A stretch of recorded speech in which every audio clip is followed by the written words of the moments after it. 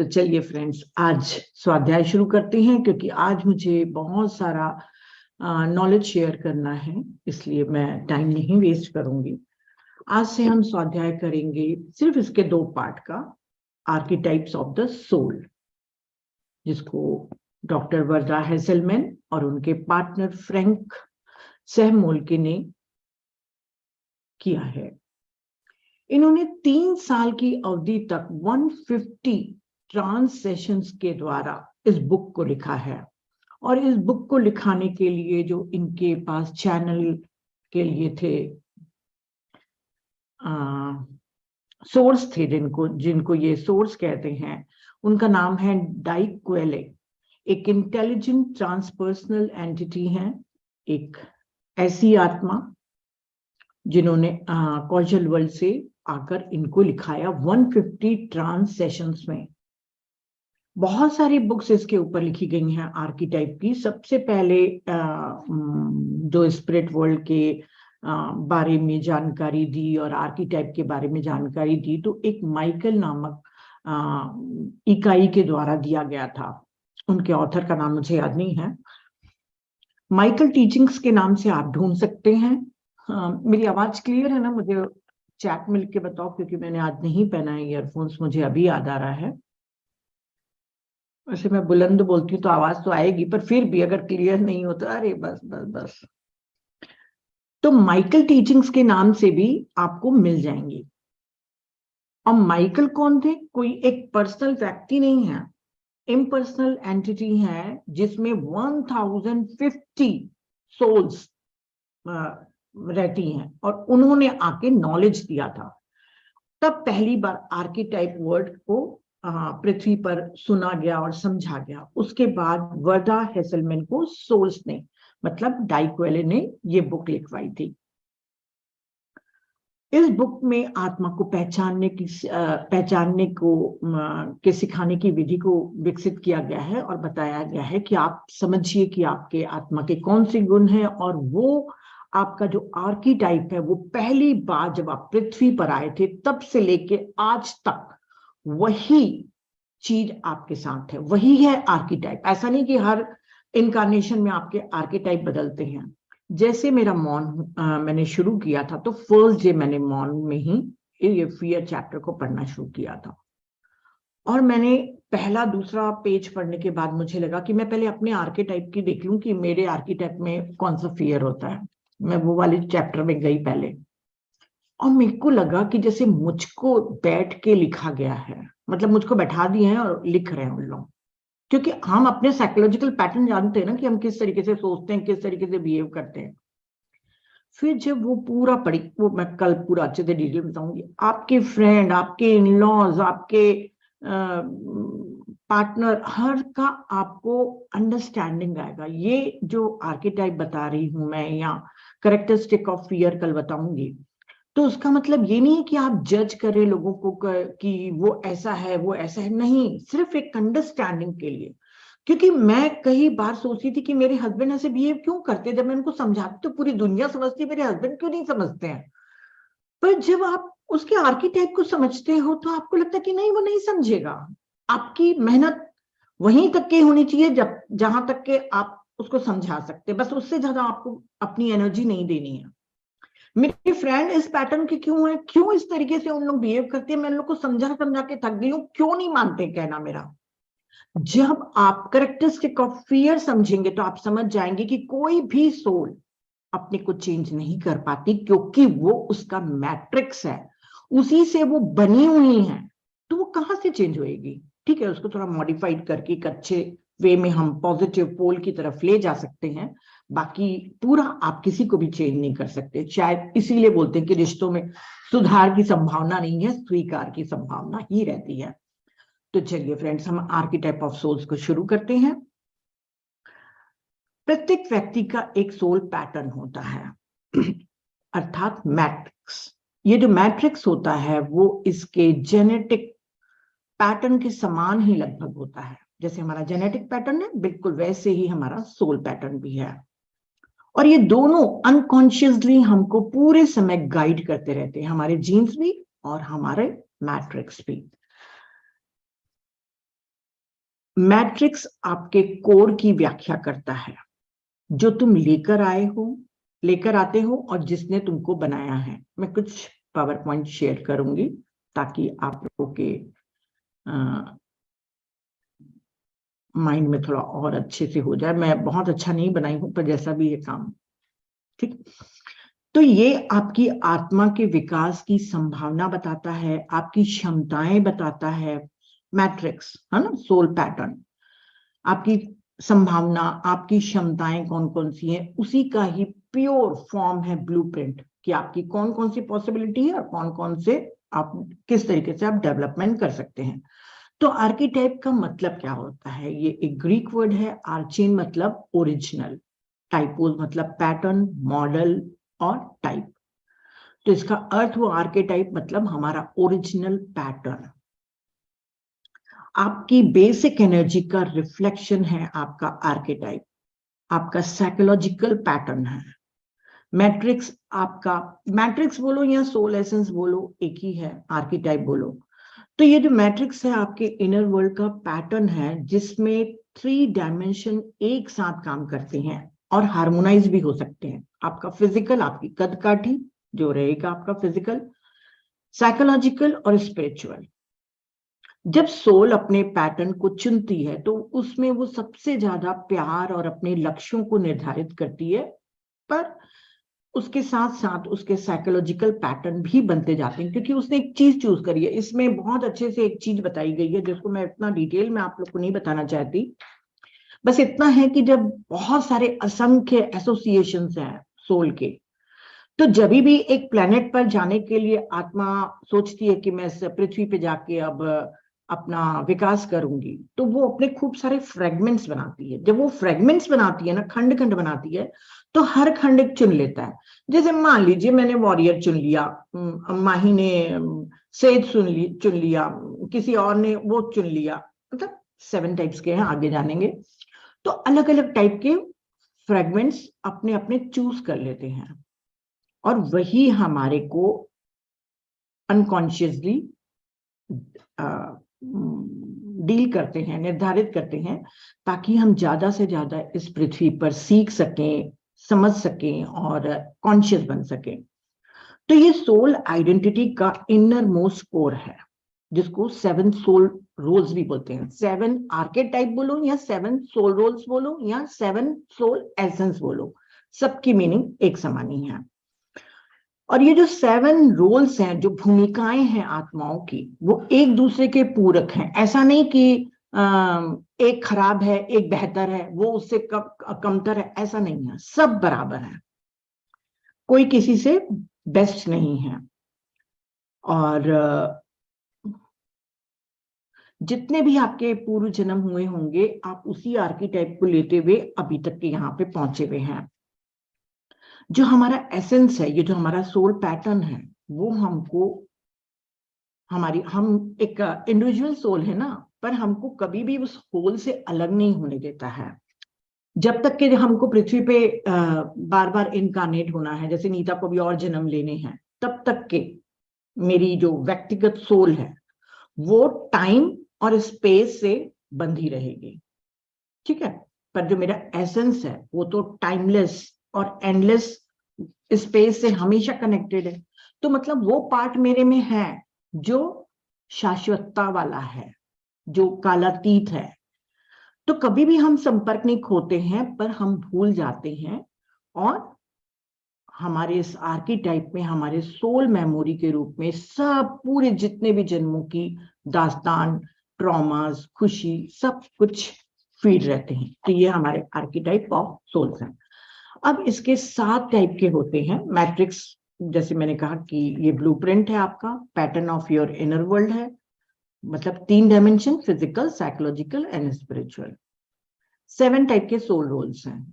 एक है helper healer. कई लोग, आप अगर गूगल में सर्च करेंगे तो आपको सर्वर के रूप में दिखेंगे। कई लोग उसको केयर गिवर बोलते हैं, पर हम वर्दा हेसलमैन को ही फॉलो कर रहे हैं, तो हम उन्हीं के ही चीजों को अपनाएंगे। तो हेल्पर और हीलर होते हैं। दूसरा प्रकार होता है आर्टिस्ट, वॉरियर यानी कि योद्धा, स्कॉलर मतलब विद्वान, सेज मतलब संत, प्रीस्ट मतलब पुजारी, किंग मतलब आपको मालूम है। तो ये 7 टाइप के रोल्स होते हैं। इन 7 में से आप कोई ना कोई एक रोल चुन के आए हैं। मैं यहाँ पे बहुत शॉर्ट में बता रही हूँ क्योंकि यहाँ पर इनको डिटेल में व्याख्या करने की बहुत जरूरत नहीं है। अगर आपको इस आर्कीटाइप ऑफ सोल्स में बहुत ज्यादा रुचि है तो आप इस बुक को पूरा पढ़िए, क्योंकि बहुत शॉर्ट में ही लिखा हुआ है इसमें आर्कीटाइप। जब कैरेक्टरिस्टिक ऑफ फियर आएगा ना, तब उसमें डिटेल में दिया गया है। तो जैसे अभी मैं आज जो बताऊंगी, क्योंकि मैंने मेन मेन पॉइंट्स निकाले और मैं सिर्फ इसी बुक से नहीं पढ़ के बता रही हूँ, मैंने आर्कीटाइप के ऊपर बहुत बहुत रिसर्च किया है। माइकल टीचिंग से लेकर पता नहीं कौन कौन से वेबसाइट में जाके मैंने बहुत सारा पढ़ा है अपने नॉलेज के लिए, आप लोग के लिए नहीं, पर उसको मैंने थोड़ा सा इसमें मिला दिया है। तो मैं अपना पहचान गई, अपने हस्बैंड का पहचान रही हूँ, सब अपने फ्रेंड्स लोगों का पहचान रही हूँ। तो अगर आप इन केस अपना आर्कीटाइप नहीं पहचान सकते हैं तो आप गूगल में भी सर्च कर सकते हैं और माइकल टीचिंग्स वगैरह में, और इस बुक को मंगा के पढ़ सकते हैं। तो जैसे आप कैरेक्टरिस्टिक देखेंगे ना कि अच्छा मैं ऐसा बिहेव क्यों करती हूँ, मतलब मेरा आर्कीटाइप ये है, क्योंकि वो आर्कीटाइप का ही फियर बता रहे हैं। तो आप लोग देख सकते हैं, है ना। और नहीं जानना है तो इतना भी नॉलेज पर्याप्त है। ये 7 रोल्स जो हैं उसके पूरे पृथ्वी पर सबसे ज्यादा हमारे पृथ्वी पर सर्वर्स हैं, मतलब हेल्पर्स हैं। उससे कम आर्टिस्ट हैं, और ऐसे कम होते हुए आप देख रहे हैं 10% पर सेज हैं, 8% पर प्रीस्ट हैं, और सिर्फ 4% पे किंग्स हैं। मैं जब किंग का बताऊंगी आपको तो आप पहचान जाएंगे कि कौन से मास्टर की मैं व्याख्या कर रही हूँ, बहुत अच्छे से पहचान जाएंगे आप। किंग सबसे कम होते हैं, ये डिस्ट्रीब्यूशन है पूरे पृथ्वी पर इनके डिस्ट्रीब्यूशन का। तो जैसे सर्वर या हेल्पर, यहाँ पे मैंने किसी और का लिया है, माइकल टीचिंग्स का लिया है ये स्क्रीनशॉट लेके। तो यहाँ पे सर्वर लिखा है, ये हीलर है ना। हीलर और प्रीस्ट इंस्पिरेशन का काम करते हैं। आर्टिस्ट और सेज एक्सप्रेशन का काम करते हैं, वो एक्सप्रेसिव होते हैं बहुत। वॉरियर और किंग एक्शन का काम करते हैं, सबसे ज्यादा काम उन्हीं के द्वारा होता है पृथ्वी पर। और जो स्कॉलर होते हैं वो एसिमिलेशन करते हैं, आत्मसात करते हैं। वो कैसे आत्मसात करते हैं अपन जानेंगे, है ना। तो ये अलग अलग ये 7 प्रकार के हैं, 7 में से एक आप हो। अगर आप पहचान लेते हैं तो जब मैं कल से शुरू करूंगी कैरेक्टरिस्टिक, तो आप और अच्छे से अपने आप को पहचानेंगे, और क्या करना है आपको अपने ऊपर काम वो भी पहचानेंगे। तो ध्यान से सुनिएगा, जितना हो सकता है मैंने मेन मेन पॉइंट्स लिखे हैं। तो पहला हम देखते हैं हेल्पर। हेल्पर हीलर, इसका जो प्रिंसिपल होता है वो सपोर्टिंग होता है, मतलब सहारा देना। ये परिवार के लिए बहुत सेवा करते हैं, सोसाइटी के लिए, कम्युनिटी के लिए, कोई भी इंस्टीट्यूशन के लिए, ऑर्गेनाइजेशन के लिए, नेशन के लिए, कोई ना कोई चीज के लिए वो सेवा करते हैं। और कई लोग इनको बहुत कम आंकते हैं। अरे जैसे कोई सामाजिक सेवा कर रहा है या कोई और दूसरी कोई सेवा कर रहा है, तो बोले लोग इनको सबसे कम आंकते हैं। देखिए सबसे ज्यादा इन्हीं लोग हैं, और सबसे ज्यादा यही पाए जाते हैं। इसका मतलब पृथ्वी पर इनको इनकी बहुत ज्यादा जरूरत है, क्योंकि यही पृथ्वी को ऑर्गेनाइज और प्रैक्टिकल बनाते हैं। ये लोगों की इच्छा पूरी करते हैं, चाहे वो इच्छा अच्छी हो या गंदी हो। उनको मेन काम रहता है सपोर्ट करना और सर्विस करना। ये रानी के रूप में भी काम कर सकते हैं, प्राइम मिनिस्टर के रूप में भी देश की सेवा कर सकते हैं, एक बूढ़े की सेवा भी कर सकते हैं, एक फैमिली में जो मॉम होती है ना, जो अति में अपने बच्चों के लिए डिवोटेड हो जाती हैं, अपना ध्यान नहीं रखती हैं, पूरा समय उनका काम इनके ऊपर रहता है, परिवार की सेवा के लिए रहता है। डॉक्टर्स भी होते हैं, नर्स, थेरेपिस्ट, सोशल वर्कर, ये सभी लोग के रूप में वो काम करते हैं। इनको अपने रिवॉर्ड की तुरंत उम्मीद नहीं होती। मानवता की सेवा करने से वो हीलिंग करते हैं पूरे पृथ्वी की, मानवता की सेवा कर रहे हैं तो। और ये उनके द्वारा किया गया आध्यात्मिक काम है। आप बताइए कितने दीन दुखी लोग बैठे हुए हैं, अगर ये लोग नहीं रहेंगे हेल्पर लोग, तो कौन उनका ख्याल रखेगा? ये लोग तब खुश होते हैं जब वो किसी की मदद करते हैं, किसी की सेवा करते हैं, और सेवा में वो अपने आप को भूल जाते हैं, अपना ख्याल नहीं रखते, ना अपने शरीर का, ना अपने खाने पीने का, ना अपने जरूरत की चीजों को खरीदने का, अपने ऊपर खर्चा भी नहीं करते हैं। बहुत दूसरों के ऊपर खर्चा कर लेंगे पर अपने ऊपर खर्च नहीं करेंगे। और वे जिनकी मदद करते हैं उनके साथ वो पर्सनल कांटेक्ट बनाना चाहते हैं। जैसे देखिए, एक आगे चल के आपको आएगा, मतलब जिनकी भी वो मदद करना चाहेंगे ना, उनके साथ अपना एक घनिष्ठता, अपनी इंडिविजुअल पर्सनल एक रिलेशनशिप चाहते हैं। पर क्या होता है, कभी कभी वो गिविंग देते देते देते इतना थक जाते हैं कि खुशी और प्यार उनका खो जाता है और सामने से सराहना भी नहीं मिलती। तब ये नेगेटिविटी की तरफ बढ़ते हैं और फिर अपनी ही फैमिली वालों को चिल्लाएंगे कि तुम्हारे लिए मैं इतना कर रहा हूं, तुम्हारे लिए मैं इतना कर रहा हूं। मतलब समझ रहे, नेगेटिविटी और शत्रुता की तरफ ले जाते हैं जिसकी वो सेवा कर रहा था। पर उसको समझना चाहिए कि अगर वो इस आर्किटाइप का है तो उसका काम ही है सेवा करना ना, वो सेवा करने के लिए आया है। तो गुस्सा नहीं करना चाहिए, प्यार से ही उसको सेवा करते रहनी चाहिए, नेगेटिविटी और शत्रुता नहीं लानी चाहिए। हीलर्स को हर जगह, हर मामले में सेवा करने के लिए बहुत सारे अवसर मिलते हैं, क्योंकि देखिए हर एक कोई दुखी है, सभी लोग परेशान है, सबको हेल्प की जरूरत है, तो इनके पास तो अपॉर्चुनिटी ही अपॉर्चुनिटी है। इनके लिए बाहरी अर्थों में सफलता कोई मायने नहीं रखती है, सक्सेस मटेरियलिस्टिक चीज में नहीं। इनकी खुशी किस में है? लोगों की मदद करने में। और जब इनको सकारात्मक रूप से इनको स्वीकार किया जाता है, इनकी सेवा को सराहा जाता है, तो इनको आंतरिक संतुष्टि मिलती है। इनको लगता है हमको पुरस्कृत कर दिया गया, हमको रिवॉर्ड मिल गया है। पर इनके कई जन्म महान परिश्रम और बहुत पीड़ा से गुजरे हुए होते हैं। तो इसमें तो और भी मैंने कई जगह पढ़ा था कि ये अपनी बॉडी का भी ख्याल नहीं रखते हैं। या तो वो बहुत कम खाना खाएंगे, बहुत ही कम, क्योंकि वो सेवा में इतने लिप्त हो जाते हैं कि उनको कोई फर्क नहीं पड़ता, या ओवर ईटिंग करते हैं। अपने ऊपर खर्च नहीं करते, अपने शरीर का वो बिल्कुल ध्यान नहीं रखते, ये हीलर्स और हेल्पर्स लोग। तो उनके में पूरा दिया हुआ है माइकल टीचिंग्स में कि अपने शरीर का ख्याल रखें और वगैरह वगैरह सब।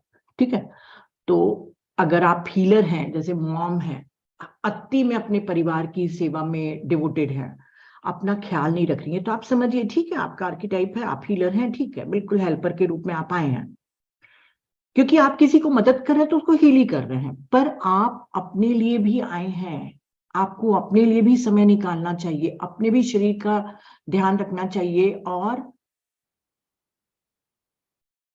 अपने जरूरत के सामान खरीदने के लिए पैसे भी खर्च करना चाहिए, अपनी खुशी को भी देखना चाहिए। तो बहुत सारी मॉम लोग तो ऐसी ही होती हैं, मेरी भी मॉम थी। दूसरे होते हैं आर्टिस्ट, बड़े प्यारे होते हैं ये आर्टिस्ट लोग। कहाँ चला गया मेरा इसका पेज? एक सेकेंड, एक सेकेंड।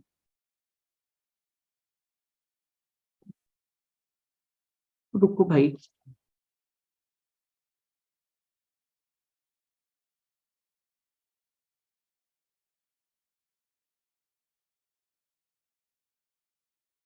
ये आर्टिस्ट जो होते हैं, जैसे आप लोग जानते हैं ना कि जो भी कला का प्रेमी होता है हम उसको आर्टिस्ट बोलते हैं। हेमा, ए हेमा बेटा, देखो ऐसे होता है। इनका प्रिंसिपल है इन्वेंटिंग, खोज करना, नया कुछ बनाना, कुछ ऐसा नया कि उनको लोग याद रखें कि हम कुछ बनाए थे। चलो क्या, वो क्रिएट करते हैं, नई नई चीजों को बनाते हैं। जितने भी संगीतकार दिखेंगे, पोएट दिखेंगे, एक मिनट,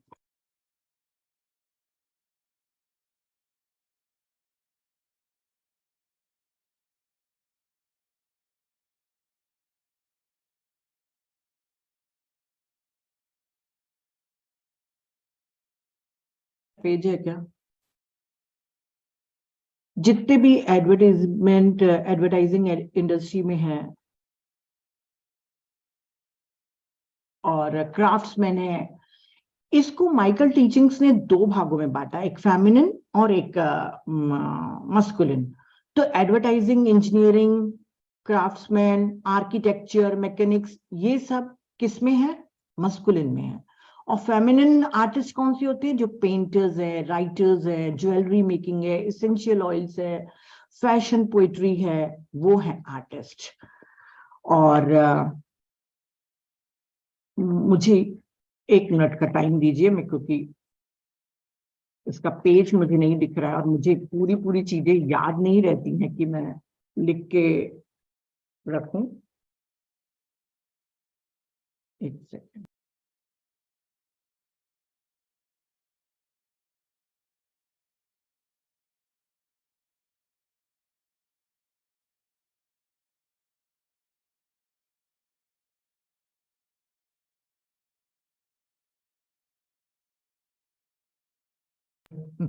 नंबर्स गलत हो गए थे।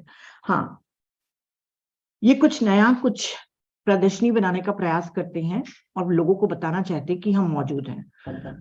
दूसरों के द्वारा कोई भी बनाई हुई चीज को सुधार करके उसको दोहराना, उसको गहरा करना उनका काम नहीं, कुछ न्यू क्रिएट करना। पर कहीं कहीं पे वो चुराते भी हैं, कॉपी पेस्ट भी करते हैं, बाद में बताऊंगी, है ना।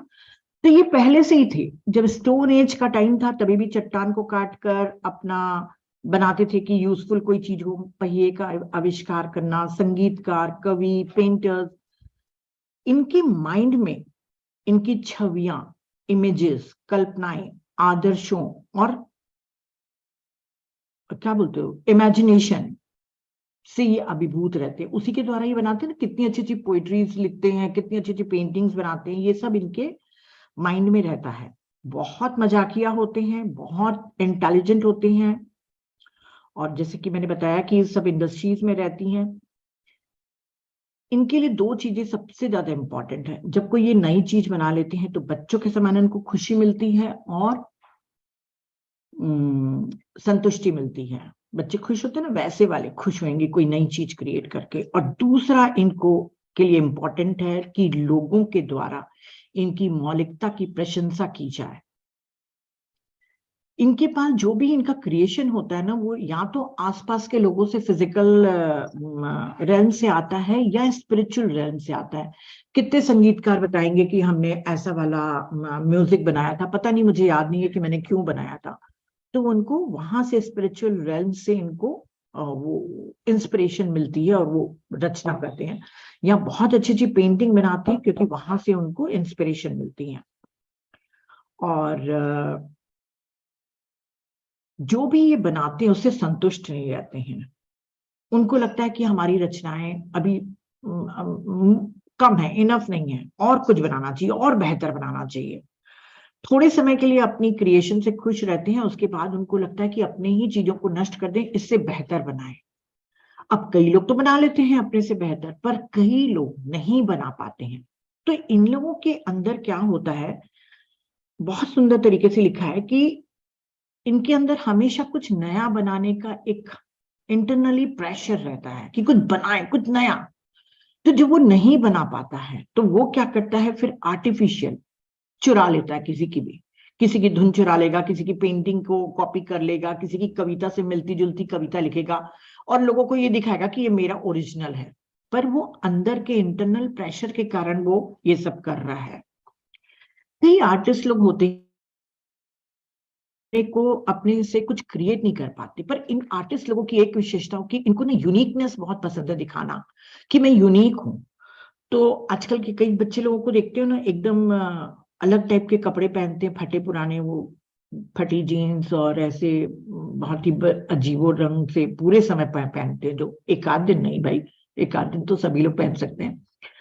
बहुत ज्यादा जब पहनते हैं और वही उनकी स्टाइल रहती है कपड़ों की, अलग ही टाइप की, बेढंगी, तो वो आर्टिस्ट होते हैं। तो वो कुछ क्रिएट नहीं कर पा रहे, तो अपनी यूनिकनेस को दिखाने के लिए वो करते हैं। बहुत सुंदर तरीके से लिखा गया है भाई, मैं उतने अच्छे से एक्सप्रेस नहीं कर पा रही हूँ। वो खुद को इंडिविजुअलाइजेशन करते हैं, उनकी यूनिकनेस की इच्छा इनको टॉन क्लोथिंग की भी तरफ ले जाएगी। वो अनकोम्ड हेयर रखेंगे, ऐसे हिप्पी टाइप के बाल रख लेंगे, या बिल्कुल साफ सुथरे नहीं रहेंगे, बहुत गंदे तरीके से रहेंगे, मैले कुचैले, मतलब किसी भी तरीके से लोगों को हम अट्रैक्ट करें, ये इनकी विशेषता रहती है। और कई आर्टिस्ट लोग जो कुछ भी क्रिएट नहीं कर पाते हैं, आर्किटाइप वही है। देखिए आर्टिस्ट में भी पहले बेबी सोल, ये इन्फेंट, फिर बेबी सोल, मैच्योर सोल, ऐसे समझ रहे ना, वहां पे स्टेजेस आती है ना। तो शुरू के टाइम का ये मैं बता रही हूँ, और जो अच्छे लास्ट स्टेज में रहेंगे वो तो क्रिएट करेंगे ही अच्छी न्यू चीजें। कई आर्टिस्ट लोग जब कुछ क्रिएट नहीं कर पाते हैं तो ऐसे चीजों को वो दूसरों की कलाकृतियां होती है ना, आर्टिफैक्ट्स वगैरह को बेचने का काम करते हैं, उनका प्रचार करेंगे। पुरानी एंटीक चीजें जो बेचते हैं वो सब आर्टिस्ट होते हैं, जो क्रिएट नहीं कर रहे हैं परंतु अपनी आर्किटाइप को जस्टिफाई कर रहे हैं, उसको फुलफिल कर रहे हैं। तो अब आप देखिए आप कौन से हैं, है ना। वॉरियर, इसका प्रिंसिपल है फाइटिंग। मेरी एक फ्रेंड है वॉरियर, उसको समझा समझा के थक गई, पर जब मैंने इस चैप्टर को पढ़ा तो मुझे बहुत कंपैशन आया उसके ऊपर। मुझे समझ में नहीं आता था कि वो अपने गोल्स के लिए वो इतना फाइट क्यों करती है, पर आई लव हर। तो वो अपने फाइट करते हैं अपने गोल्स के लिए। अगर ये नहीं होते तो दुनिया में न प्रगति होती, न परिवर्तन की इच्छा का अभाव होता। परिवर्तन भी इन्हीं के कारण ही आता है। वो अपनी पूरी ऊर्जा को अपने कार्यों पे, अपने कामों पर और अपने लक्ष्यों के लिए लड़ने के लिए तैयार रहते हैं। ये दो टाइप के होते हैं वॉरियर, एक तो सक्रिय और दूसरा निष्क्रिय। सक्रिय क्या रहेगा, एक्शन करेगा और अपने फुलफिलमेंट को खोजने में चलता आगे बढ़ेगा, गोल की तरफ वो बढ़ रहा है, वो एक्शन पे एक्शन लिए जा रहा है। दूसरा वॉरियर क्या करेगा, अब उसको गोल पाना है, अब उसको कोई मिल नहीं रहा है, तो वो क्या करेगा, किसी के भी अधीन हो जाएगा, किसी को भी, ठीक है वो सता रहा है ना, ठीक है सताने दो मेरे को, पर मेरी गोल तक के तो मेरे को वो ले जाएगा। वो सुन रही होगी तो समझ रही होगी। तो वो दूसरों के भी अधीन हो जाएगा और सताया जाना अलाउड कर देगा। वो अक्सर दूसरों पर निर्भर रहेगा, किस पर, सेजेस पे, आर्टिस्ट पे, प्रीस्ट पे, सब पे अपने एफर्ट्स के लिए उनका उपयोग करता है। ये जो जो मैं बताई ना दूसरे सोल रोल्स, उनका उपयोग करता है। बस इसको गोल तक के पहुंचना है, इसको लड़ना है, इसके में लड़ने की एक वो रहती है, जीत की इच्छा। अपनी ड्यूटीज को ये बहुत ही अच्छे से एग्जीक्यूट करता है, बहुत ही कर्तव्य, क्या बोलते, कार्य कुशल रहता है ये। उसको तालियों की आवश्यकता नहीं होती, उसको सम्मान, अलंकरण और मरणोपरांत प्रसिद्धि और अपनी डिग्निटी के लिए सम्मान की जरूरत होती है। अपनी डिग्निटी से वो इतना प्यार करता है कि यदि मान लो उसकी डिग्निटी को खतरा महसूस हुए, तो जैसे दूसरे सोल रोल्स को भी अगर डिग्निटी का खतरा महसूस हो तो दूसरे लोग इतना हर्ट नहीं होंगे, ये बहुत नाराज हो जाएगा और बहुत हर्ट होगा। इसके लिए लाइफ में इसके लिए सम्मान सबसे ऊंची चीज रहती है वॉरियर के लिए। जीत, किसी के सामने शर्मिंदगी नहीं उठानी पड़े। वो हमेशा ऐसा बिहेव करता है जिसमें वो अपने, जिसको वो ईमानदार और सम्मानीय समझता है, कि जिस तरीके से उसको लाइफ का क्या बोलते प्रिंसिपल है ना, कि ऐसे ही रहना चाहिए, एकदम ऑनेस्ट और सम्मानीय, बिल्कुल वैसा वाला ही अपनी लाइफ को जिएगा। अपने गुरु के प्रति बहुत ओबीडियंट और लॉयल होता है। वो दूसरों के हितों के लिए बहुत सक्रिय रूप से काम करता है। कई लोगों को देखेंगे विधवाओं के लिए लड़ रहे हैं, वो अनाथ आश्रम, अनाथ बच्चों के लिए लड़ाई कर रहे हैं, मतलब उनके लिए काम भी कर रहे हैं और लड़ाई भी करते हैं। लड़ाई इनका मेन है ना, मोर्चा निकाल के नहीं ले जाते हैं, वैसा वाला। न्याय अन्याय के खिलाफ भी खुशी से लड़ता है। वो अधिक से अधिक व्यवस्था चाहता है, मोर नॉलेज चाहता है, मोर ट्रुथ, मोर ओवरव्यू के लिए संघर्ष करता है। जितनी भी 7 सोल रोल्स है, सबसे ज्यादा एनर्जेटिक और वाइटल सोल रोल है, ये हाई एनर्जेटिक होते हैं। उसे बाहरी दुनिया की किसी भी चीज या किसी के खिलाफ लड़ने की अगर मान लो कोई कारण नहीं मिलेगा, अब लड़ना तो इसका स्वभाव है भाई, लड़ना मतलब संघर्ष, कुछ खींचातानी होनी चाहिए। तो बाहर की दुनिया में इसको कोई नहीं मिलेगा तो वो अपने ही अंदर अपने से ही वो लड़ता रहेगा कि मैंने ये गलत किया, मैंने वो गलत किया, मेरे को ये नहीं करना चाहिए था। समझ रहे हैं? अपने ही अंदर इंटरनल कॉन्फ्लिक्ट में पड़ा रहेगा, क्योंकि उसकी एनर्जी को कहीं एक डायरेक्शन चाहिए। देखिए हमारी जो आर्कीटाइप है वो हमारे कैरेक्टरिस्टिक की तरफ ही आगे तरफ ले जाएगी ना हमको। तो यहाँ पे अपने पावर का वो टेस्ट करते रहता है कि कहीं ये भावना ना खो जाए कि कुछ सार्थक है जिसके लिए लड़ना है। इसके लिए वही है ना, कुछ तो चीज सार्थक होनी चाहिए जिसके लिए उसको लड़ना है। तो वॉरियर हमेशा जीत से प्यार करता है। अगर वो लड़ाई में हार जाता है, लड़ाई का मतलब वो मत समझ लेना भाई संघर्ष, है ना। अगर वो लड़ाई से हार जाता है तो उसको बहुत शर्मिंदगी महसूस होती है। हार से बचने के लिए की कोशिश में वो मृत्यु तक संघर्ष करने के लिए तैयार है। फिर चाहे ये लड़ाई उसके काम के लिए हो, कोई भी लक्ष्य के लिए हो, रिश्ते के लिए हो, स्वास्थ्य की हो, उसके विश्वास की हो, उसके स्वतंत्रता की हो, या कोई स्पिरिचुअल चीज के लिए हो, जीत की इच्छा उसके लिए मोस्ट इंपॉर्टेंट है। उसे समझ में नहीं आता है कि लोग इतने निष्क्रिय क्यों हैं, इतने कम महत्वाकांक्षी क्यों हैं, वे क्यों नहीं ऐसा चाहते जैसा वो चाहता है, वे वहां क्यों बैठे हैं, कुछ क्यों नहीं कर रहे। उसे आश्चर्य होता है, क्योंकि वॉरियर को आराम करना मुश्किल लगता है। जब भी वो आराम करता है, मान लीजिए उसको कुछ काम नहीं है, आराम करेगा, तो जब तक कि वो आराम करेगा तब तक के उसके मन में नई नई इच्छाएं, नए नए गोल्स, जीत के लिए स्वप्न बुनते रहता है। वो उसकी आंखों के सामने वही कल्पनाएं आते रहेंगी। मतलब आराम भी करेगा तो वो कोई नया लक्ष्य निर्धारित करेगा जिसके लिए वो फाइट करे। वो सक्रिय रूप से जीतना चाहता है। वो चाहता है कि जहां पे जीत हो उसमें उसकी भागीदारी हो। देखिए बहुत डिटेल में मैं छोटे छोटे सेंटेंस में समझा रही हूँ, आप समझ जाइएगा। एक आसान चुनौती उसके लिए बहुत उबाऊ होती है, उसको सीखना चाहिए। मतलब वॉरियर के लिए उसने, वर्धा ने बताया है कि टीचिंग्स में जो लिखाया गया है कि वॉरियर अगर आप हैं तो आपको सीखना चाहिए कि आपको किसके लिए लड़ना है, किसके लिए नहीं लड़ना है। क्योंकि कई कई बार वॉरियर उनके लिए भी लड़ता है जो औचित्य नहीं रखते हैं, मतलब उसकी एनर्जी का वैल्यू नहीं करते हैं। मतलब नहीं लड़ना चाहिए था उसको उस चीज के लिए, बेजबरन के लिए क्यों उस चीज के लिए वो लड़ रहा है। और ये भी उसको समझना चाहिए कि उसको अकेला लड़ाकू होने की जरूरत नहीं है। ग्रुप में जो समझा बुझा के हम अपने कॉन्फ्लिक्ट को खत्म कर सकते हैं वैसा करना चाहिए। अकेले बहसबाजी करके या पॉलिटिक्स करके या कुछ और करके उसको जीत नहीं हासिल करना चाहिए। और वो दूसरों को बहुत मजबूर करता है जो उसके एग्जाम्पल का पालन करने के लिए इनएक्टिव रहते हैं। उसे पावर की अपनी इच्छा पर ध्यान देना चाहिए और सवाल करना चाहिए कि क्या जबरदस्ती जीत वास्तव में मायने रखती है। यहाँ पे मैं शॉर्ट में बताऊंगी सिर्फ कि वो जिस तरीके से गेम खेल के वॉरियर लड़ता है, यहाँ पे बोला गया है कि सिर्फ वो प्रेम से और अपने लड़ने की जरूरत है कि नहीं उसको ध्यान रख के अपनी एनर्जी को वेस्ट करे। और प्रेम अधिक प्रसिद्धि और अधिक सम्मान उसके लिए लाएगा, greater fame and higher honour लाएगा उसके लिए। तो ये कौन कौन होते हैं? बिजनेस पीपल होते हैं, एथलीट्स होते हैं, मैनेजर्स होते हैं, सेल्समैन होते हैं, पॉलिसमैन होते हैं, सोल्जर्स, बॉक्सर्स, वेट लिफ्टिंग। अच्छा इसके लिए और भी है कि इनकी ना कद काठी, मतलब इनकी जो बॉडी होती है वो काफी अच्छी होती है मोस्टली लोगों की। क्योंकि देखिए वॉरियर योद्धा का अर्थ ही होता है जो हिष्ट पुष्ट हो। तो इसमें भी बहुत है, अब उतना डिटेल में नहीं बताती। बहुत सुंदर वॉरियर के लिए भी लिखा है। समझ में आ रहा है ना? आ रहा है ना? हाँ बिल्कुल आ रहा है। अब है स्कॉलर। स्कॉलर मतलब विद्वान। प्रिंसिपल है उसका लर्निंग और टीचिंग।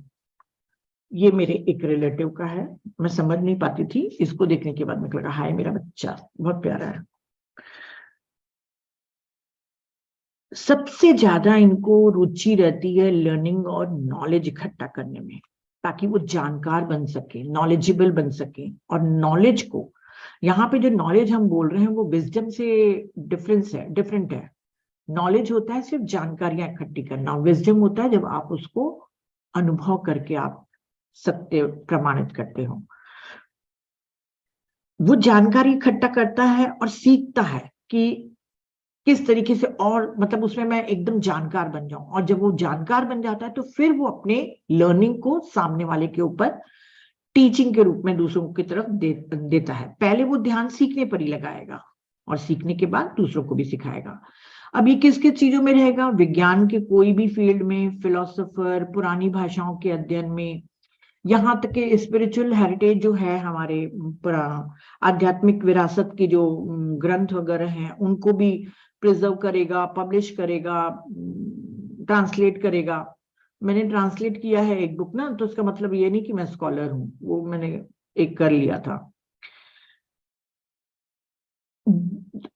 चलो, एक विशेष विषय के बारे में जितना संभव हो सकता है, कोई भी विषय हो जीवन का, चाहे वो, हाँ, उसमें वो गहराई से जाके अध्ययन करता, गहराई से उसका नॉलेज आत्मसात करेगा। जैसे मान लीजिए एक स्विमिंग के लिए उसको जाना है और स्विमिंग अच्छे से सीखना है, तो वो सिर्फ स्विमिंग के बारे में नहीं जानेगा कि भाई प्रैक्टिकली कैसे तैरते हैं, उसका इतिहास क्या था, कौन कौन सी टेक्निक होती है, वो रिसर्च करेगा। उसमें रिसर्च में तो समझ, उसके बाद पूरा गहन अध्ययन करेगा। अगर मान लो कोई एक लड़की है, एक औरत है, बूढ़ी औरत है, अगर वो स्कॉलर रहेगी, उसको कोई आर्थराइटिस की बीमारी है, तो वो आर्थराइटिस के बारे में पूरा डिटेल में जानेगी कि क्यों होता है, कौन सी दवाई लेनी चाहिए, कौन सा खाना नहीं खाना चाहिए, मतलब वो बैठ के उसके ऊपर रिसर्च करेगी। समझ रहे हो? विद्वान मतलब पूरे उसका नॉलेज इकट्ठा करना।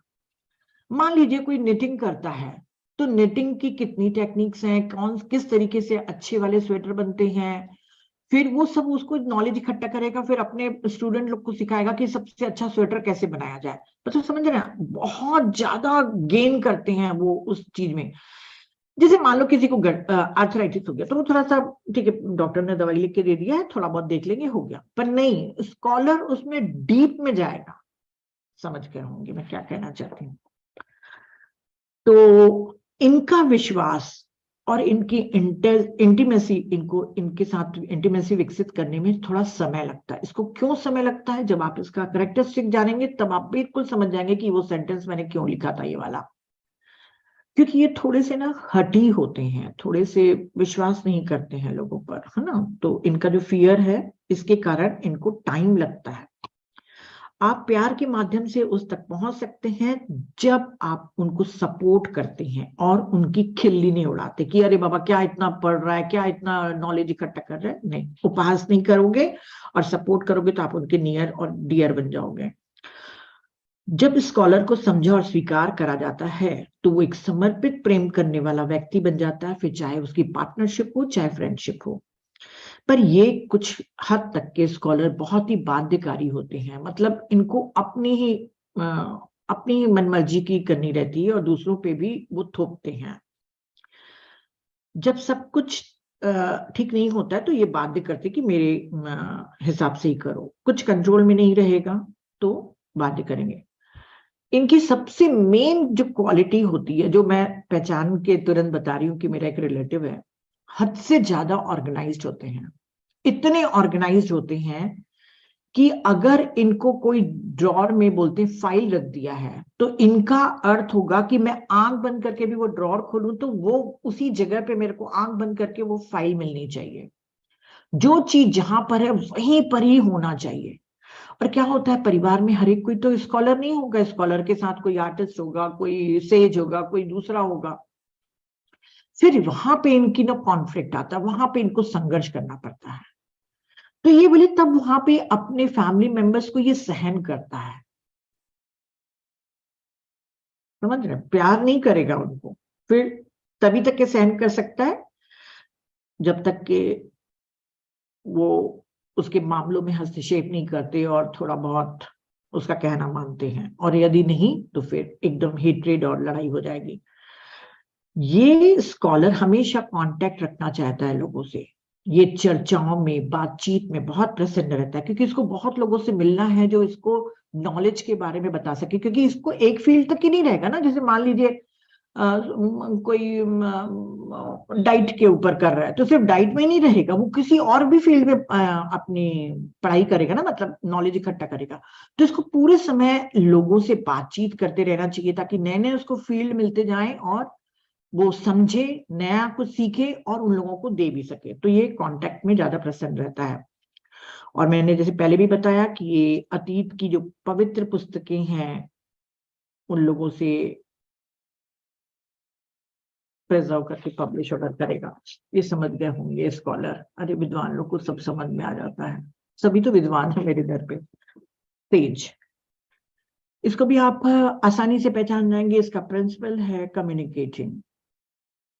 ये ज्ञानी होता है, वो जानता है कि विजडम सब कुछ नहीं है। अच्छा, स्कॉलर के लिए मैंने आपको बताया क्या, सॉरी सॉरी, इसके लिए मैंने बताया ना कि ये रिसर्चर्स होते हैं, ऑथर्स होते हैं, साइंटिस्ट होते हैं, प्रोफेसर्स होते हैं, या ये आपके घर में रहने वाली वो बूढ़ी माँ भी हो सकती है जो बहुत ज्यादा अपने बारे में सर्च कर रही हो, मतलब बताई थी ना गठिया वाला, समझ गए? ऐसे वाले सब रहते हैं स्कॉलर। कई लोग बहुत बुक्स पढ़ते हैं, वो भी हैं स्कॉलर्स। सेज है, बहुत ज्यादा बात करने का रहेगा, इसको ज्ञानी रहेगा। इसका वो जानता है कि विजडम सब कुछ नहीं है। वो सिर्फ अपने मतलब जो नॉलेज ले रहा है उस पर ही निर्भर नहीं रहता है। उसकी इच्छा होती है कि दूसरे लोगों से वो संपर्क करे, मतलब दूसरे लोगों से बातचीत करे और सीखे उनकी लाइफ से। इसका सबसे बड़ा काम रहता है इंटरचेंज में ये सीखता है और कम्युनिकेशन में खिलता है। इंटरचेंज में कैसे खिलता है कि इसकी रुचि जांच और खोज में है ना। लोग कैसे रह रहे हैं, मानवता कैसे काम कर रही है, या लोगों की लाइफ में क्या हो रहा है, उनके अनुभव क्या है, वो दूसरों की और अपनी लाइफ के अनुभव से सबसे ज्यादा सीखता है। इसको लाइफ में इको चाहिए। इको मतलब हर चीज की उसकी जो भी वो नॉलेज इकट्ठा कर रहा है उसकी प्रतीत होनी चाहिए कि हाँ ये जो मैंने पढ़ा था ये बिल्कुल ठीक है। वो इग्नोर होना कभी नहीं चाहता सेज, उसको बिल्कुल पसंद नहीं कि कोई उसको इग्नोर कर दे। एश्योरेंस चाहिए उसको कि उस पर ध्यान दिया जाएगा, चाहे वह शब्दों से हो, एक्शन से हो, या फिजिकल टच से हो। कुछ सेजेस लोग मौन रखते हैं और बहुत ही चुने हुए शब्दों का प्रयोग करते हैं, पर उनका भी लक्ष्य वही होता है कि उनको अटेंशन दिया जाए, इनको अटेंशन पसंद है। ये बहुत मजाकिया स्वभाव के होते हैं, उनका चेतनीय गुण है मजाकिया होना।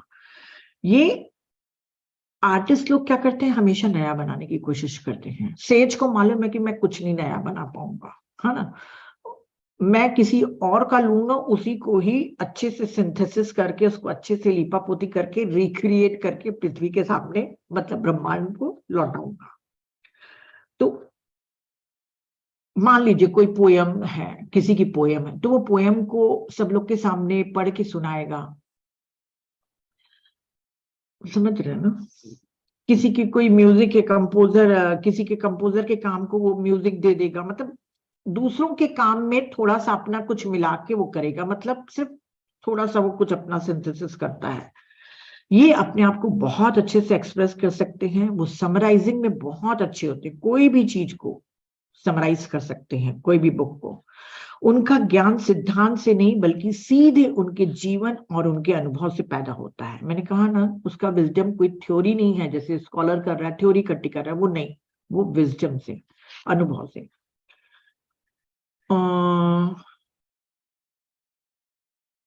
अगर वो अपने कोई मैंने कहा ना, जैसे पहले मैंने बोल दिया कि वो नया नहीं बनाएगा तो दूसरों का ही रिक्रिएट करता है।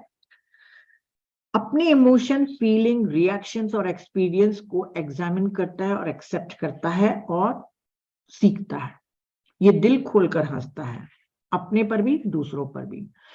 सेज के लिए लाइफ एक कॉमेडी से बढ़कर कुछ भी नहीं है। वो खुद को बहुत अच्छे से एक्सप्रेस करना चाहता है और अपने फ्रेंड्स लोगों को प्रभावित करना चाहता है। उसकी एक स्पेशल एबिलिटी होती है, जैसे सभी लोग जो देख रहे हैं, इसके पास, सेज के पास ग्रेटर सबकॉन्शियसनेस ओवरव्यू होता है, मतलब अवचेतन अवलोकन इसका बहुत बड़ा होता है। तो जो चीजें लोग देख रहे हैं, कोई भी जैसे कोई बात कर रहा है, आर्टिस्ट खड़ा रहेगा तो वो सुनेगा कि हाँ ये बात कर रहा है, ठीक है। पर सेज उसको ऊपर से देख लेगा कि वो ऐसा क्यों बोल रहा है, मतलब ऊपर से देखता है वो हर चीजों को, डीप वे में उसको समझता है हर चीज को। और ये तभी संतुष्ट होता है जब इसको नोटिस किया जाता है, इसको सम्मान दिया जाता है। जब मान लीजिए कोई इसको अटेंशन नहीं देगा, कुछ लोग इसको अटेंशन नहीं देंगे, तब ये क्या करेगा? तब ये सेज इतना काम करेगा, इतना काम करेगा कि वो अपने लक्ष्य के भी पार चला जाएगा, ताकि जो लोगों ने इग्नोर किया था वो लोग उसको नोटिस करें। उसके लिए लक्ष्य मायने नहीं रखता है कि लक्ष्य तक के पहुंचा कि नहीं पहुंचा, लोग ने उसको एक्नॉलेज किया कि नहीं, ऐसा उसके में रहता है। ये बहुत ही कंपैशनेट होता है और फ्रेंड्स की कमियों को भी स्वीकार करता है, और बहुत ही अच्छा लिसनर भी होता है। कम्युनिकेशन इसका टैलेंट होता है। आपको वो जो भी कहना चाहता है वो संक्षेप में आपको बता सकता है, एक्सप्रेस करके। इसका जो मेन बोलना चाहिए हथियार है ना, वो वर्ड्स है। वो इनका उपयोग, वर्ड्स का, शब्दों का उपयोग अपने और दुनिया के बीच कड़ी बनाने के लिए करता है। जैसे मान लीजिए वो वर्ड से नहीं खेल रहा है, वर्ड्स उसकी नहीं है, तो वो फिर क्या करेगा? पेंटिंग करेगा, मेडिसिन या आर्किटेक्ट ऐसे पेशे में भी रहेगा जहां पे वो अपने को एक्सप्रेस कर सके। इसका एक्सप्रेशन इसका मेन रहता है। और ये कहां कहां पे आपको दिख जाएंगे? जहां पे भी कम्युनिकेशन ओरिएंटेड जॉब होते हैं या काम होते हैं, वहां पे मिल जाएंगे। जहां पे गवर्नमेंट ऑफिस में या पॉलिटिकल पार्टीज में, या आप देख सकते हैं बहुत अच्छे स्टोरी टेलर होते हैं एंटरटेनमेंट इंडस्ट्रीज में, और हंसाने के लिए जितने कॉमेडियंस है ना, जैसे Kapil is a great sage, वो है। क्योंकि जब मैं इसकी पूरा पढ़ रही थी तो पूरा इसके ऊपर है, सेज है वो, बहुत अच्छा। ये हंसाने में बहुत अच्छे रहते हैं, एंटरटेनमेंट बहुत अच्छा करते हैं। अगर इनके साथ तुम बैठ के भी चले जाओगे आधा घंटा किसी ट्रैवल में, तो तुम बोर नहीं होंगे। वो आपको जोक सुना के, आपको कहानियां बता के, मतलब इसकी कंपनी में आपको सिर्फ, क्योंकि वो शब्दों से खेल रहा है, आपको शब्दों से बहुत अच्छे से ह्यूमर के द्वारा या किसी भी तरीके से आपका एंटरटेनमेंट करेगा। तो ये सबसे अच्छे एंटरटेनर होते हैं। और चूंकि ये लोगों को जोड़ने का काम करता है, इसीलिए इसको सबसे ज्यादा पसंद किया जाता है, चाहे वो पार्टनर के रूप में हो, गेस्ट के रूप में हो, होस्ट के रूप में हो। ये बहुत अच्छा स्पीकर होता है और एक्सप्रेशन में स्टाइलिस्ट होता है, क्योंकि वो शब्दों से प्यार करता है और जानता है कि हर शब्द एक मायने रखता है। और इसकी जो स्पिरिट और ईश्वर से जो इसका संबंध है, मैं हर एक का नहीं बताई ईश्वर से कैसे संबंध होता है। हर एक का लिखा हुआ था, मेरे पास इतना नहीं था, क्योंकि मुझे मालूम है कि 6 बजे 5 बजे मुझे खत्म करना है। तो ये डायरेक्ट कम्युनिकेशन पे उसका आधारित रहता है। हायर स्फीयर्स वगैरह से उसका डायरेक्ट कम्युनिकेशन होता है, इनसाइट्स, इंट्यूशंस, ये सब इसके पास रहते हैं। दूसरों के अध्ययन, दूसरों के अनुभव, धारणाएं या टीचिंग्स, कोई भी मास्टर की टीचिंग्स जो इसको लगती हैं कि नहीं ये बिल्कुल सत्य हैं, उसको वो सीधे पूरे दुनिया के सामने व्यक्त करने में लग जाता है। इसके इंसाइट्स और इसके विजडम इसके प्रत्यक्ष अनुभव से लेता है, और उसके द्वारा वो दुनिया को कम्युनिकेट करके समृद्ध बनाता है। सेज आपको YouTube में जितने लोग भी हैं, हर एक कोई सेज नहीं है जो अच्छे से बना रहे हैं YouTube में, जो बहुत अच्छे से अपने को एक्सप्रेस कर सकते हैं ना, उनके ऊपर है। और ये तब अपने आप को सबसे ज्यादा अच्छे से बताते हैं जब वो पब्लिक में रहते हैं, बहुत अच्छे से अपने को एक्सप्रेस कर पाते हैं। ठीक है, तो ये सेज है। प्रीस्ट, इसका काम है कंसोलिंग, सलाह देना।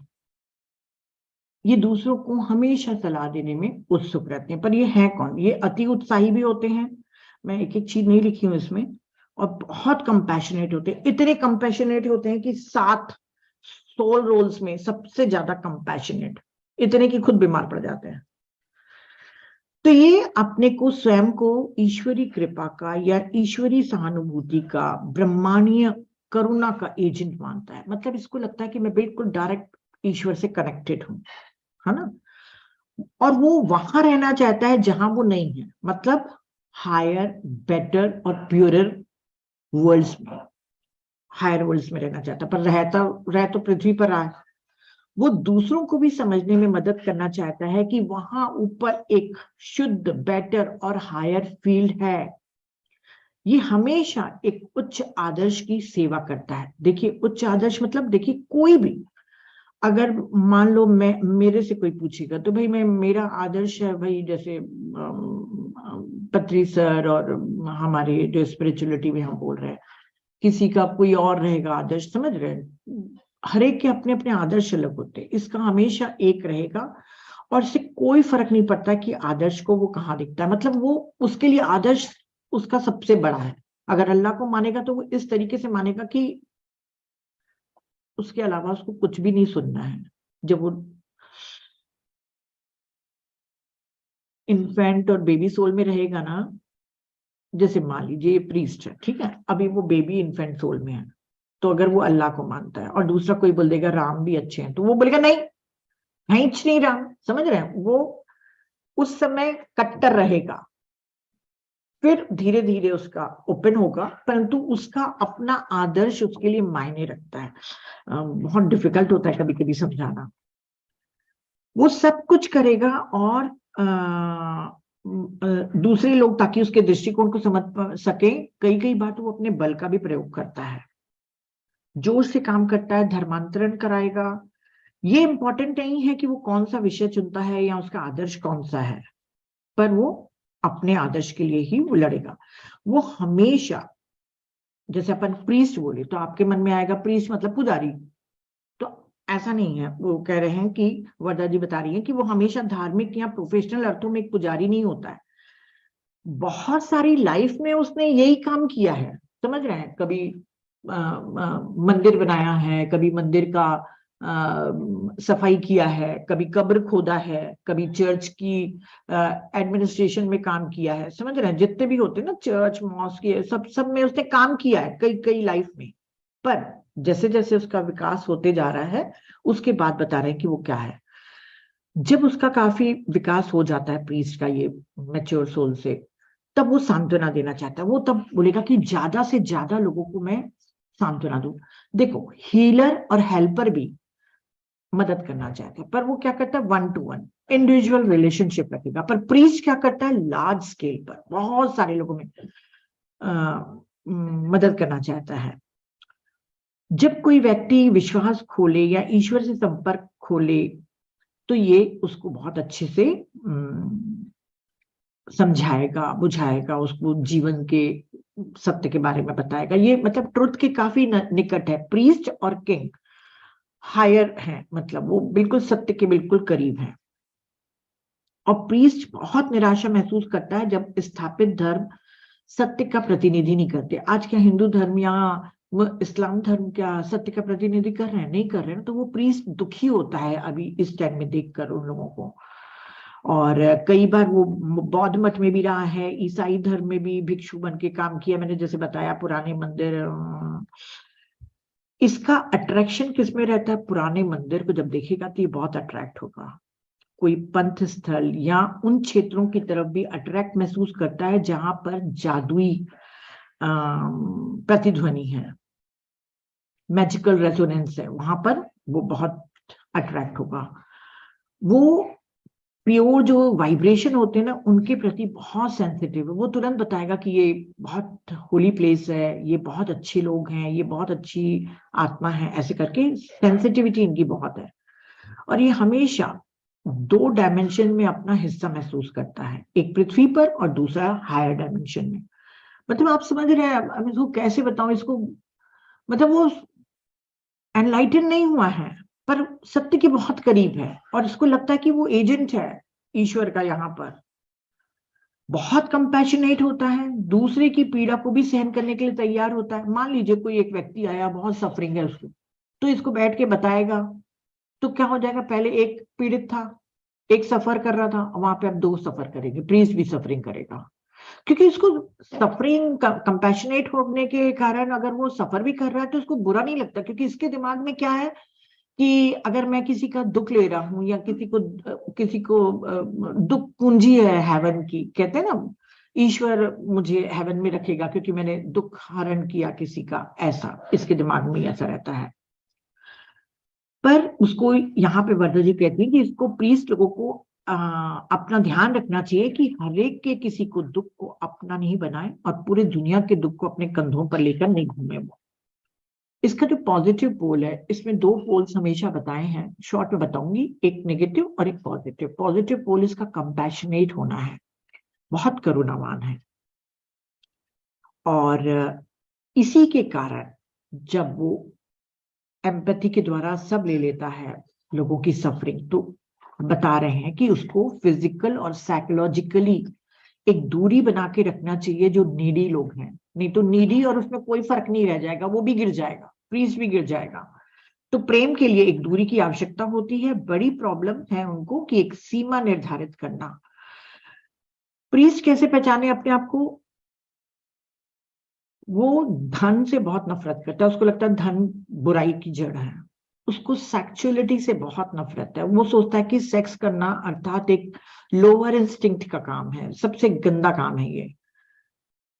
मटेरियल चीजें भी उसको संग्रह करना उसको पसंद नहीं, उसका भोग करना उसको पसंद नहीं।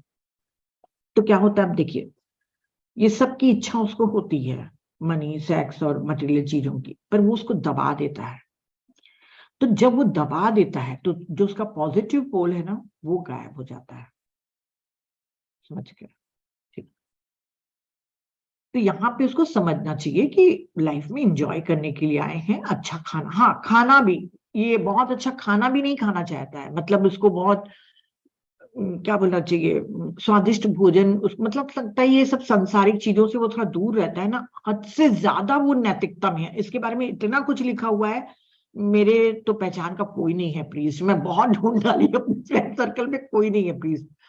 उसको अच्छा भी खाना नहीं खाना है, मतलब दूसरी चीजें तो छोड़ो।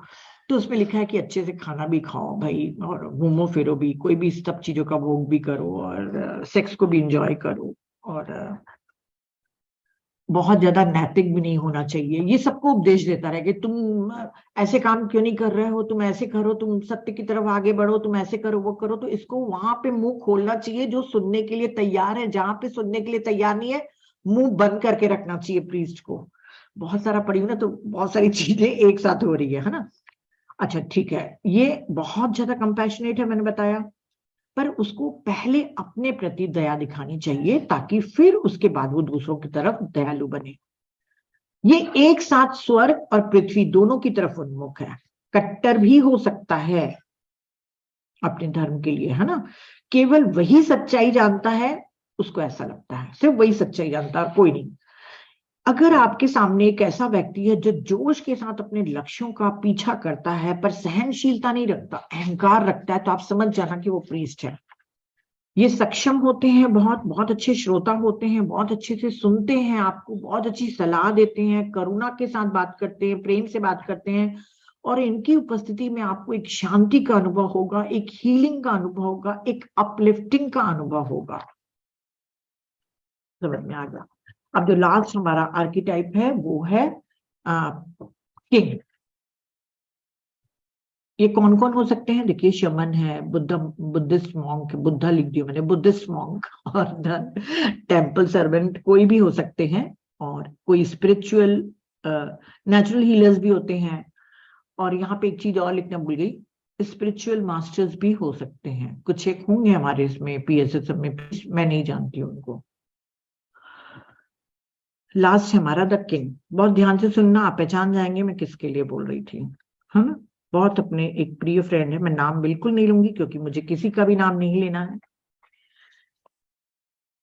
इनका काम है लीडिंग, है ना, नेतृत्व करना।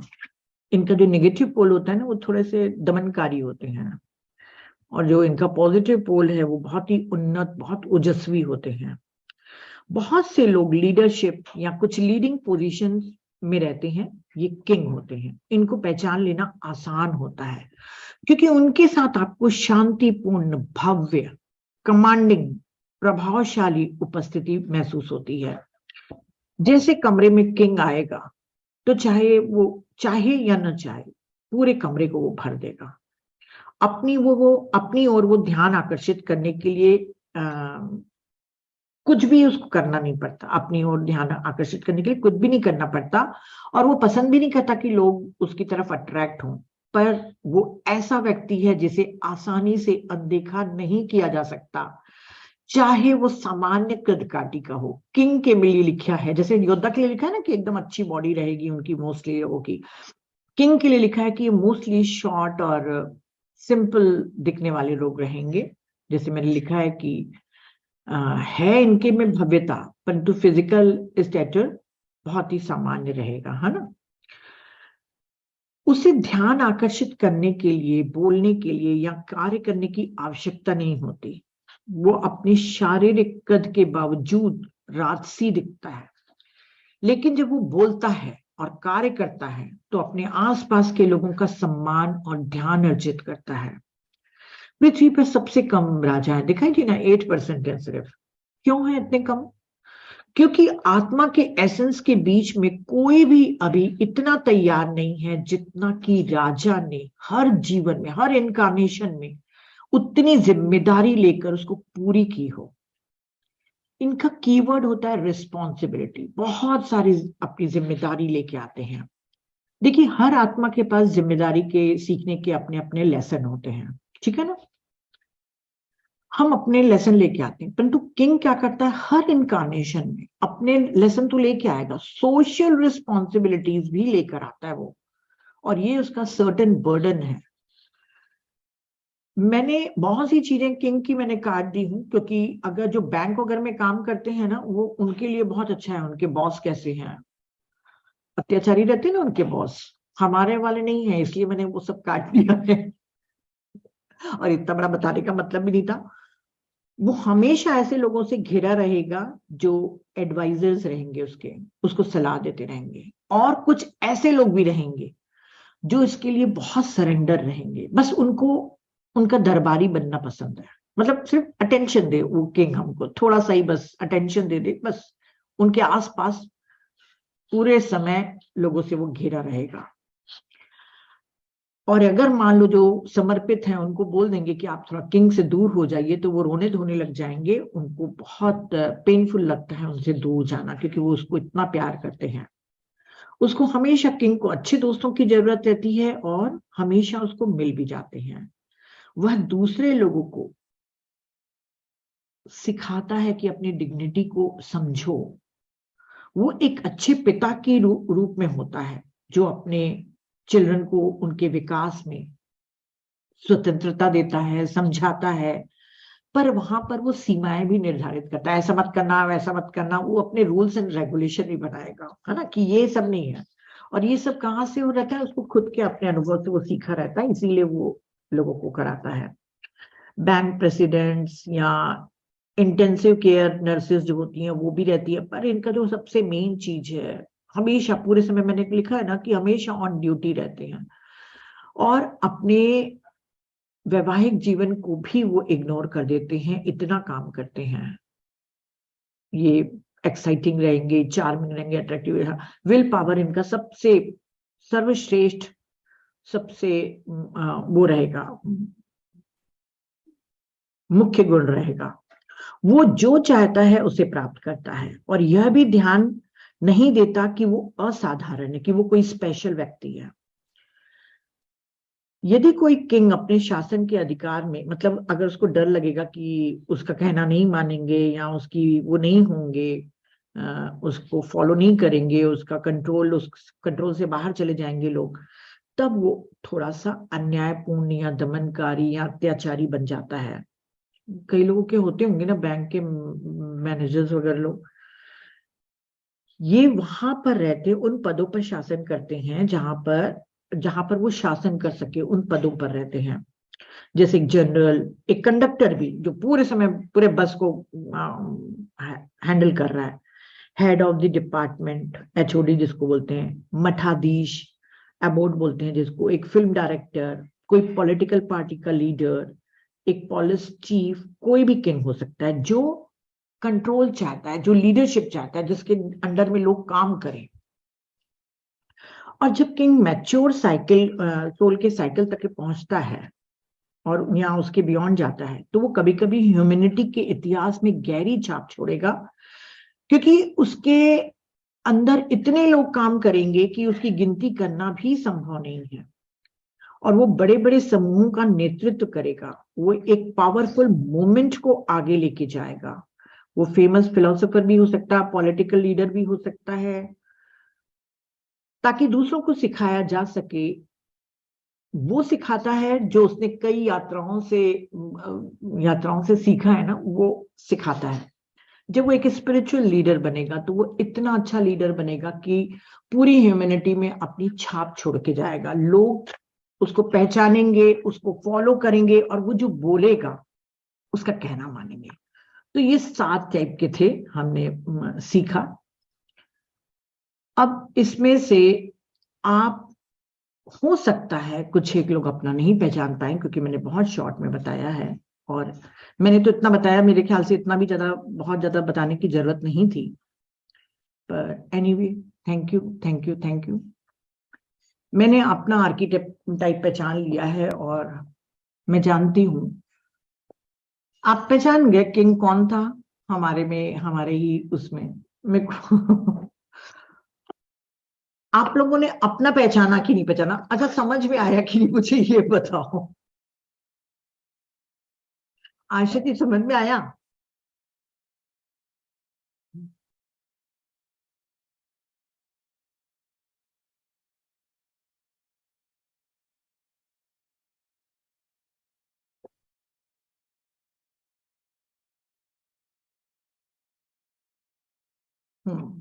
कई लोग को समझ में आया, पर कुछ एक लोग को कंफ्यूजन भी होगा ना, मिक्स्ड है।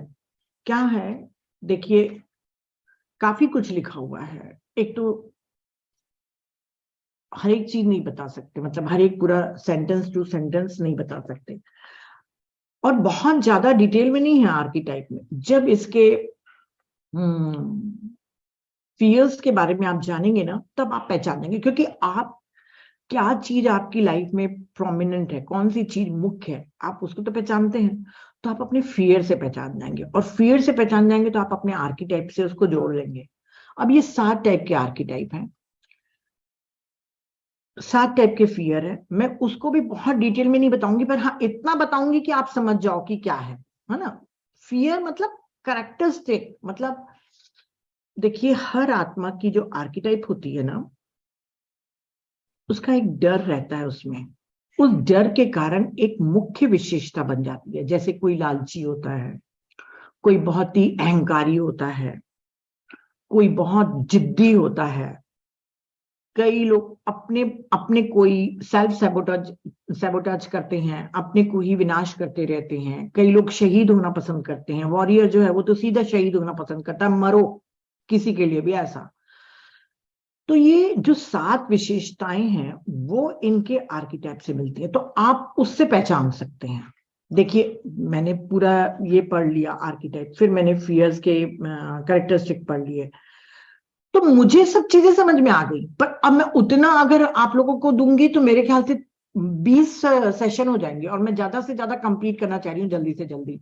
तो मैंने इतना काम किया कि हर एक फियर का जो है ना करेक्टरिस्टिक, उसको एक दे दियो, ताकि उसको आप अपने मन में बैठाओ, समझो। आपकी इन लॉज का है क्या, ये आपका है क्या, आपके पार्टनर का है क्या? जजमेंट के लिए मैं नहीं बोल रही हूँ, सिर्फ पहचानने के लिए बोल रही हूं, ताकि आपकी अंडरस्टैंडिंग बढ़े। आप समझो कि वो ऐसा बिहेव क्यों कर रहा है, और आपके कितने भी समझाने से वो नहीं समझेगा। तो आपको एक कंपैशन रखना है ना। तो चलिए, थैंक यू। किसी को कुछ